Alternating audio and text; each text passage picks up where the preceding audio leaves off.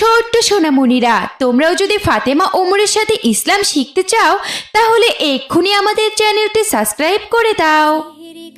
রহমত, মাগফিরাত আর নাজাতের বার্তা নিয়ে বছর ঘুরে আবার ফিরে এসেছে পবিত্র রমজান মাস। রহমতের এই দশকের প্রথম দিনে আব্দুর রহমান সাহেবের বাড়িতে সাহারির সময় চলছে বিশেষ এক আমেজ আর তোড়জোড়। ওমর, ফাতেমা, জলদি করে উঠে পড়ো তো সোনারা, সাহারির সময় প্রায় শেষের দিকে।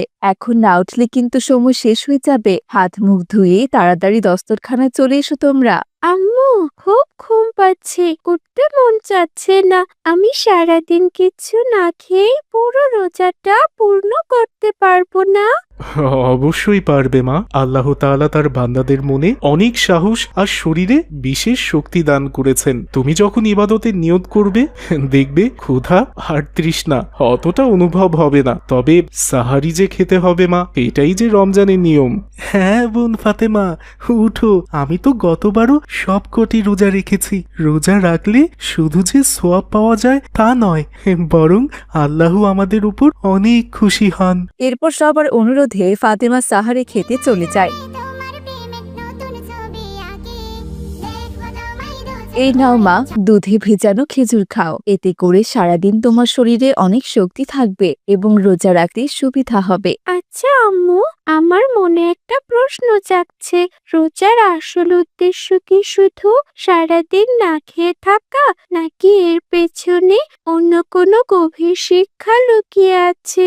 এই যে খাবার খেতে এসেও প্রশ্ন শুরু করেছো। আচ্ছা, আপনি ওর প্রশ্নের উত্তর দিন তো।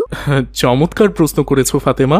রোজা মানে শুধু পেট খালি রাখা নয়, বরং এর মূল উদ্দেশ্য হলো তাকওয়া বা আল্লাহর ভয় অর্জন করা। নিজেকে সব ধরনের অন্যায় এবং মন্দ কাজ থেকে দূরে সরিয়ে রাখার এক প্রশিক্ষণ এটি। আমি যতটুকু জানি আব্বু, রোজার সময় আমাদের আচরণও সুন্দর করতে হয়।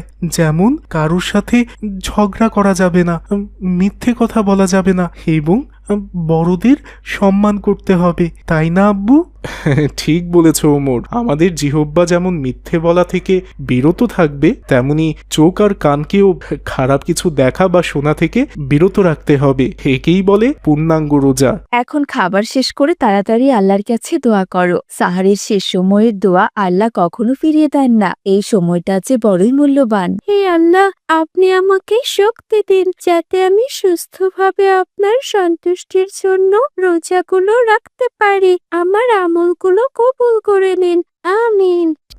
মাশাআল্লাহ। চলো এখন সবাই মিলে ফজরের নামাজের জন্য ওযু করে প্রস্তুতি শুরু করি। মনে রাখবে, রমজানের সময় মতো নামাজ পড়া রোজার একটি অংশ।